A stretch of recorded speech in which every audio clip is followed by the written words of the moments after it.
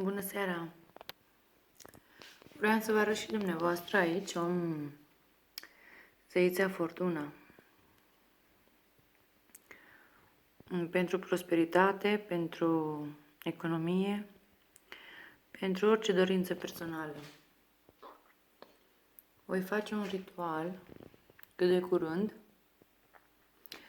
ca să puteți avea și dumneavoastră. Faceți un altar specific pentru ea. Îmi place foarte mult cafeaua, dulciuri, parfum, ceva de aur.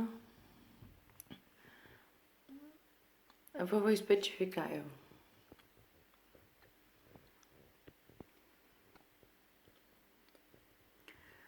În curând o să fac un ritual ca să vedeți și dumneavoastră. Să nu vă lipsească în casa dumneavoastră un altar cu zeița Fortuna. Uitați cât e de frumoasă!